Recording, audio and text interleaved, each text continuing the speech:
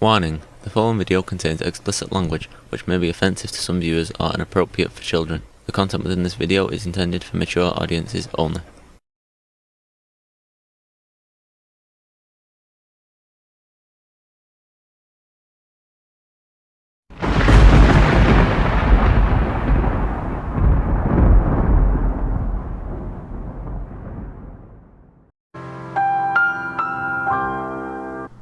Hello and welcome to this video. Please forgive me, my sinuses are still in flux. They have been all week and it's annoying. But today's video, I want to talk about April 26th, 1986 in a small northeastern town in Ukraine known as Pripyat. Hope I'm pronouncing that correctly. P-R-I-P-Y-A-T, Pripyat in Ukraine. For those of you who may be too young to know or just got your history in the American education system, that is when reactor number 4 in the Chernobyl power plant in Ukraine, today it's Ukraine, at the time it was part of the Soviet Union, blew up. Did a whole lot of damage, killed a whole lot of wildlife, killed a bunch of people.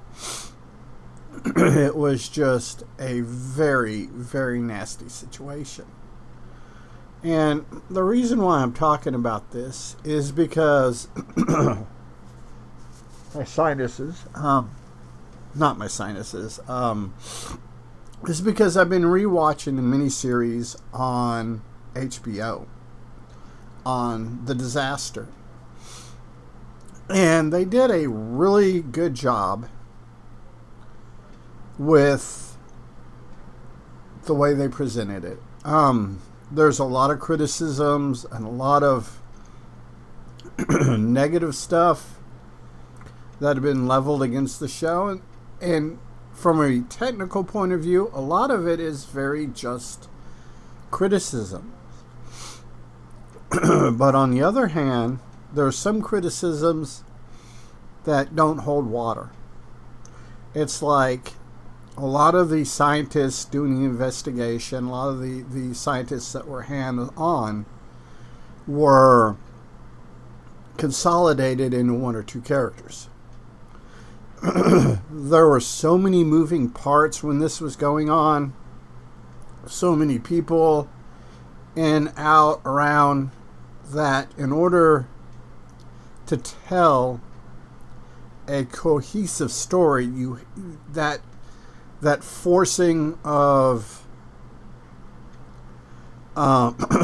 consolidation of the, I want to say 30 plus scientists into like 1 or 2, 3 characters was a good call, because you would, your series would be 400 days long, or 400 episodes, because you would spend a whole bunch of time jumping from character to character to character to character to get this here, this, that, and put this together, which could take a season. You know, could take 5, 10, 15 episodes. And HBO, Warner Brothers, not wanting to waste the money, and that's what it would be, because something that long nobody would watch. And that's something detailed would be boring to watch for most people. So you have to consolidate things. They stuck to pretty much the historical facts. There were some licenses taken in some of the gray areas that we don't know 100% sure. They just kind of winged it, filled in the gaps of information with their own cinematic view or logical connections or what have you, to get this thing put together. One of the criticisms they have, and I'm kind of on the fence on this one, is all your actors and actresses talking in their native accents, i.e., if an actor portraying somebody is English, they're speaking the English accent, or if they're American, one of the many American accents. If they were, they didn't make try to force the actors and actresses into doing an unnatural Ukrainian or Russian accent. And like I said, I'm on the fence on that one, just simply because that is, yes, it would have been more authentic if everyone would have been had that the Soviet Russian accent of that time period. However, if the right actor with the skill set needed to portray somebody doesn't have the vocal skill set to do the accent, you've got to balance what you want to do.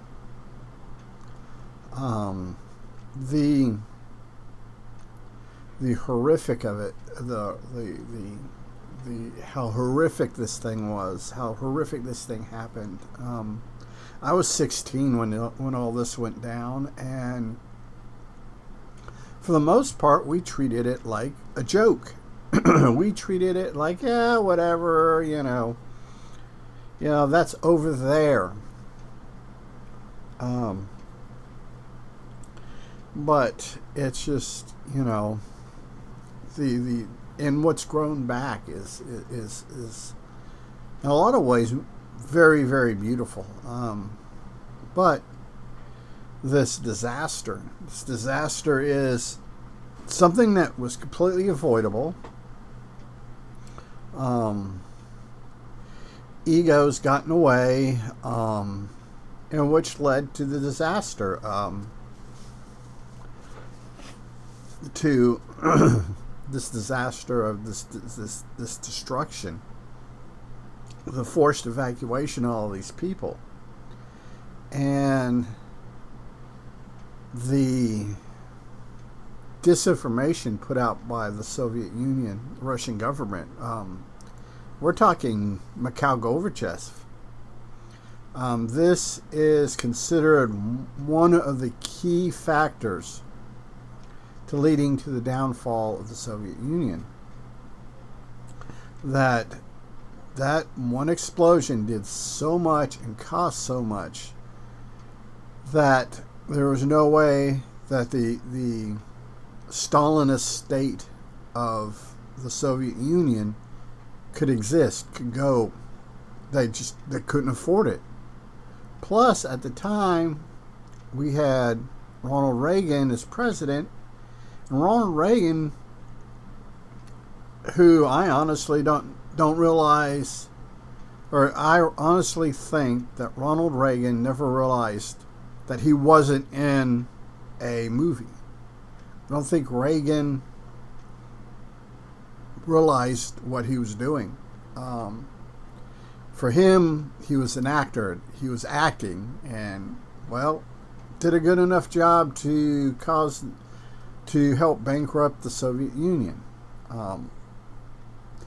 We spent a whole ton of money on defense during the Reagan era and into George the First era. I mean, we're still spending tons and tons of money on our military. The George II, when he took office, and 9/11 happening didn't help things either. That's one thing America's good at doing, is blowing shit up. And that is what scares me about nuclear power in America. If there's way too many ifs to make it safe, because if you regulate it, you have bureaucracy, which could lead, and more than likely lead to a Chernobyl happening somewhere in America. And if it was unregulated or pure capitalist business running it, they're going to look at how many people can we let die before it hurts our profits, before the lawsuits hurt our profits. So, they're going to have employees that are expendable. A certain portion of their employment or their employees are going to be expendable. And employees that are expendable, who realize they're expendable, tend not to do the best job. They figure, well, if I'm expendable, I'm going to take everybody I can with me. And it's just an unfortunate effect of nuclear power. I mean, the gas companies, the oil companies, the coal companies already do that.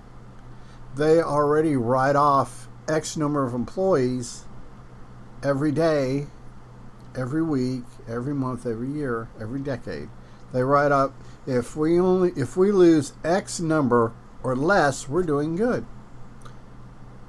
It's when we hit X number plus 1 is when we start losing profit. So they only do enough safety-wise to keep their employee fatalities, injuries, and stuff under X. Car companies in America do it. And then with what happened in the Chernobyl, do we really trust our government or companies to build nuclear power plants? I wished we could, because it would be a good fill while we develop the technologies to better harness solar, wind, water to produce energy. So yeah, it's just one of those things that as much as I would love to see nuclear power, and everything I've read and seen, it is probably, with the technologies that we have now, it's probably one of the more efficient ways of producing energy that we have. And I think that it would be a great thing. However, I don't trust people. I don't trust the people, the executives, the board of directors, the shareholders, because they're going to want to squeeze as much money out with putting as little money in as they can. And I honestly think that that would be probably more horrific than anything on a heavily monitored or regulated government. However, with the games that are played in Congress, who basically holds the purse strings for the government, you get a group of politicians who don't agree with the president. They hold funding, or they block funding, or they block a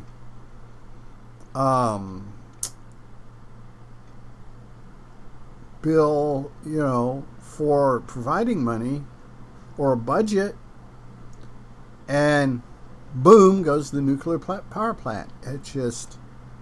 It's we have too much division in this country right now for human beings to be allowed to deal with that, because it is what it is. It's and I hate to sound all doom and gloom and death from above and death from corporations and death from government, but that's what we're looking at right now. And until the American people can get their shit together, put it in a shit backpack and have their shit in one place and carry it around with them, it's not going to happen. It's just one of those things that it kind of just sucks that we're in this division here where we're screwing people with higher electricity bills. People are freezing to death or dying from a heat stroke because they can't afford the electricity, and we don't have anyone that wants to do serious investment in non-fossil fuels. And as our fossil fuels diminish, prices go up. In the state of Texas, there was an article in the Austin American-Statesman about 6-8 months back that talked about, because our power grid, which was obsolete in the early 90s and is still obsolete, we lose 35 to 40% of the electricity that is generated by the state, because we have no way of transmitting it and we have no way of storing it. It just goes away. So basically, a third to 2/5 of the electricity that we generate in this state is unusable, because it costs too much money, or the power companies would lose too much money to upgrade the power grid. So even having a safe nuclear things, you have idiot governors and idiot attorney generals and people like that would rather get rich taking kickbacks from energy companies than take care of the people of the state. Our elected rulers, that's what they do. They're not elected representatives, they're elected rulers. Just ask Greg Abbott, and he'll tell you how much of a ruler he is. He doesn't represent shit, except maybe big oil and big coal, but that is what it is. So yeah, nuclear energy, it can be a scary thing, but I'll have to get off my soapbox here. Let everyone go back to, hopefully find something happy to lift your spirits from this video, because this is not a happy video. So until next time, be a good human, be good to other humans. Peace. Hey, it's 10 p.m. Do you know where your children are?